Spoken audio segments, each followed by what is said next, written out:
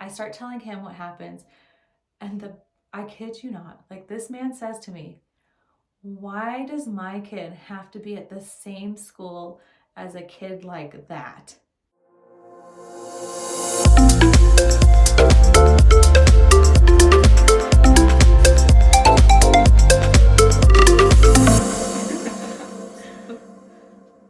Hello, welcome to Bad Teacher Podcast. I'm your host, Tiffany, and I am here to share all the crazy teacher stories. And I know that I am not the only one with crazy teacher stories.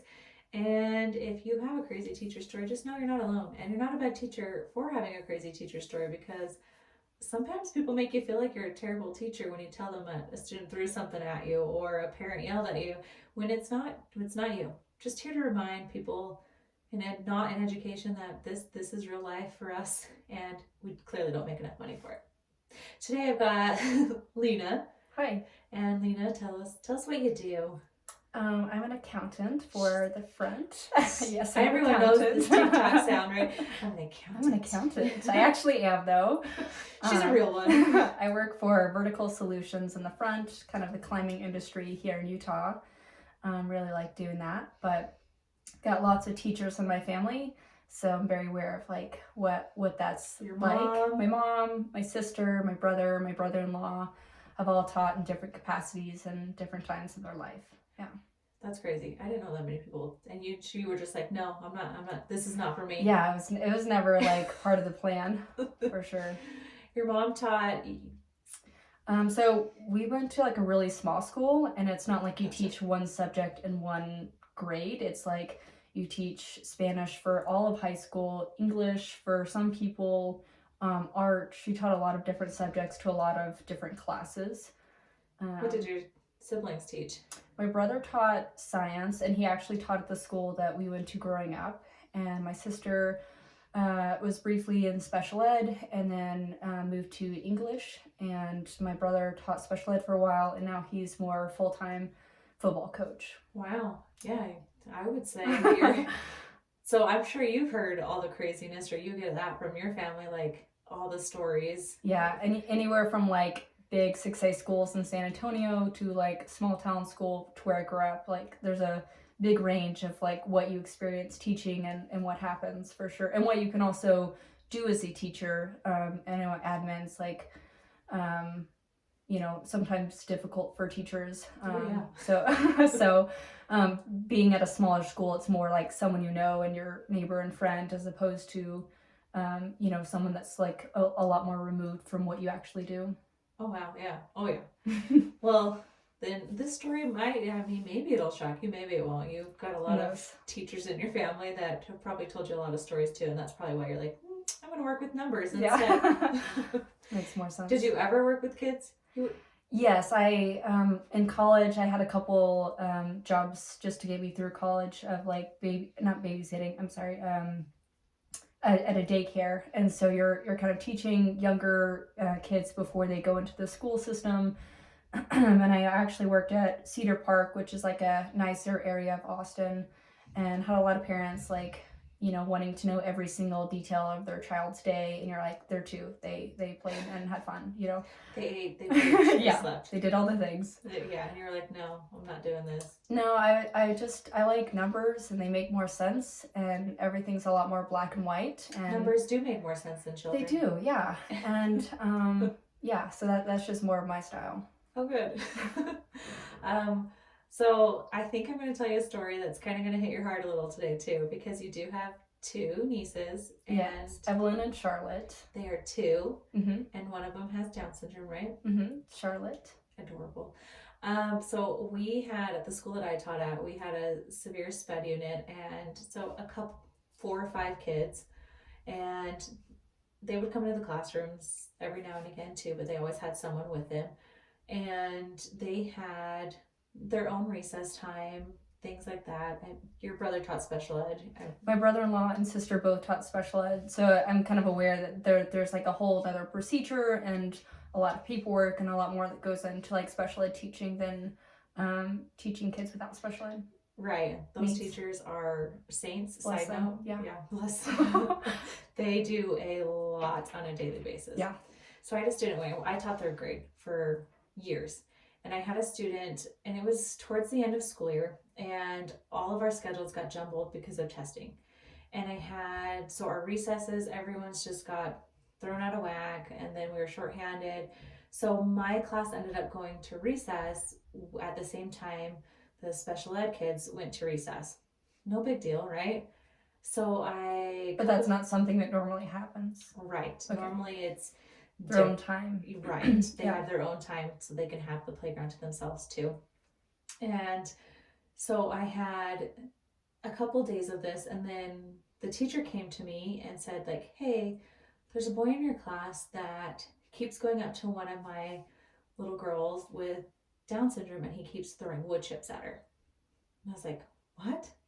Okay, I'll talk to him. So I pull him aside. I tell him, like, hey, ask him what's going on.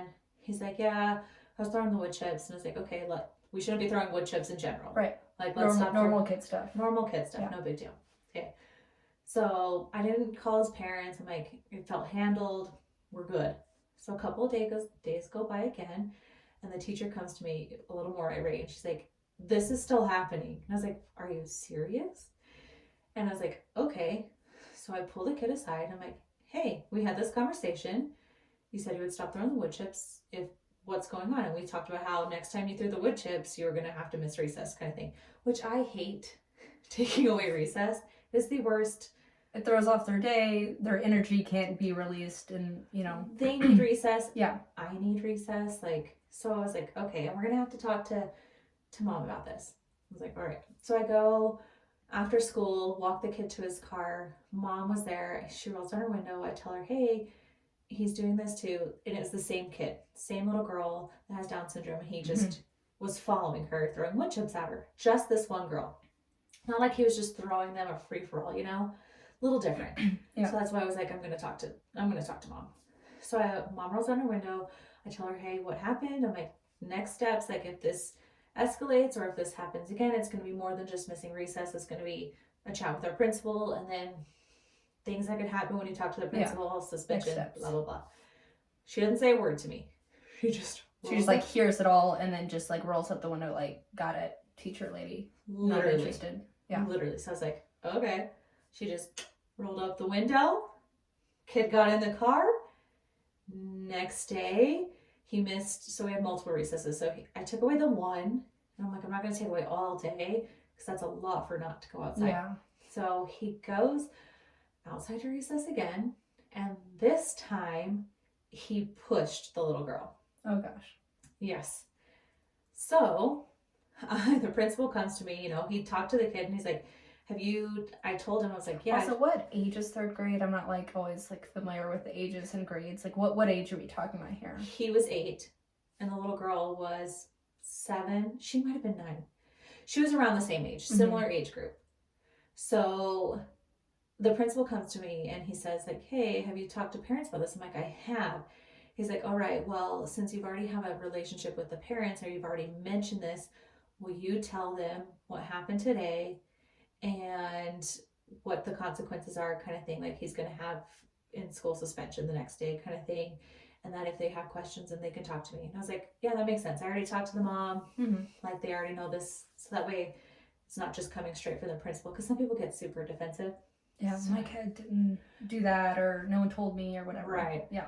So I tried to walk out to mom again, but she didn't wait for me to. The kid ran, hopped in the car, and they left. I'm like, I'm not running and chasing you. So I was like, okay, I'll call. So I call. Mom picks up the phone, and I'm starting to tell her what happened, and she goes, hold on, stop. Talk to my husband.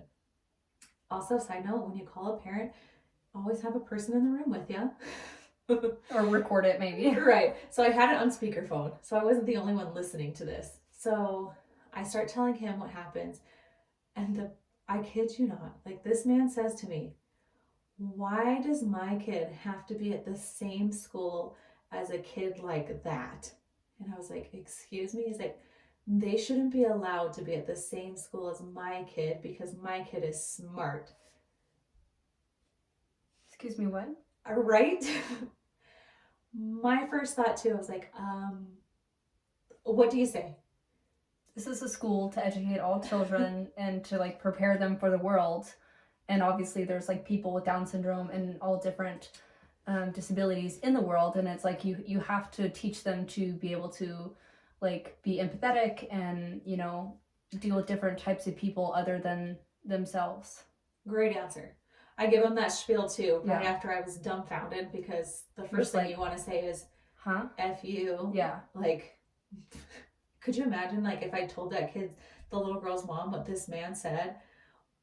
I'd be pissed if that was my kid. But anyways, I tell him all of that, and he just starts yelling at me, full on yelling at me. It's like, that's not fair for my kid. Blah blah blah. Why is my kid having to be like tiptoe around other kids? Also, it doesn't matter. It's like if your son is pushing other people and like being harmful to them, that's a problem no matter who it's towards. It also goes to show a lot too. Like, this kid, no issues all year long, but the minute like he's in a situation where he's with the special education kids, like, that's when he chooses to like pick on those kids. Mm-hmm. Clearly we know why, the dad. And Yeah. he was just full on screaming at me, telling Were me you on that, speaker with your principal or like someone like that next to you? another Yeah. teacher. So I eventually just hung up. I was Yeah, you're like, I'm not gonna get yelled at. I'm not. Yeah, so I just hung up. And of course, he calls back, and I'm like, yeah, I'm not answering that. And so he calls the office, and he's pissed that I hung up on him, and he wants to talk to my principal. So he sets up a meeting the next day, and he, how do I say this? He was expecting the principal to be a female. I had a male principal.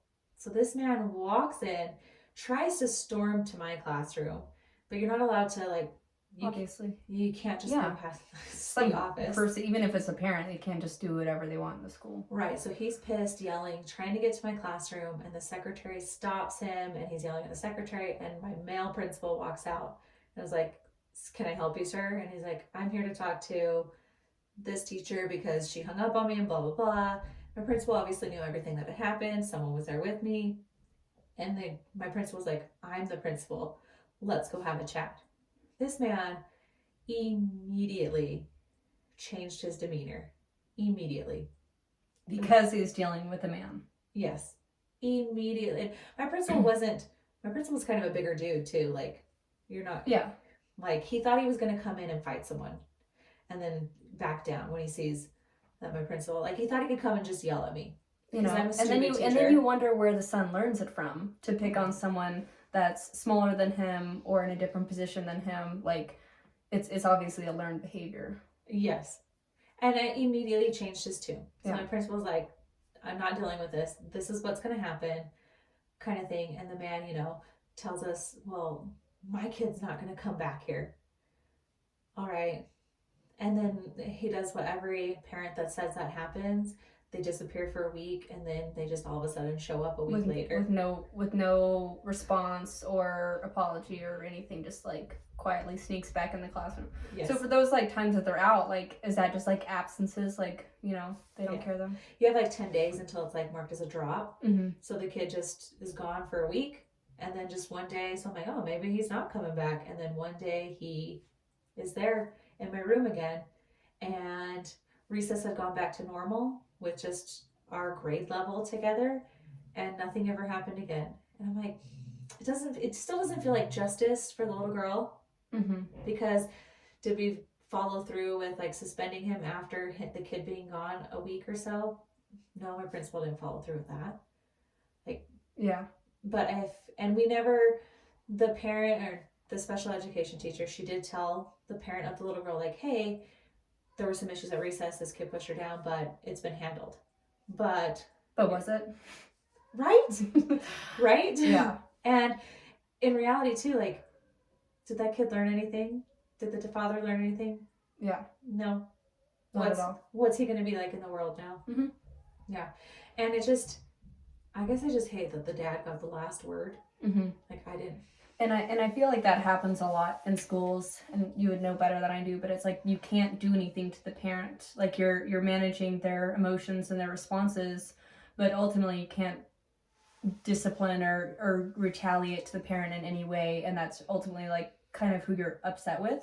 Yeah. And there's just not a lot to do, I feel like, as far as like the system goes. Like you can't do much to the parent, and they're the one that's teaching these kids things, and they probably went home and talked a bunch of smack about you guys, and they're just like, they may not know how to do their job, or they whatever. And so that I hate when there's like an ending like that, where you feel like nothing really came out of it.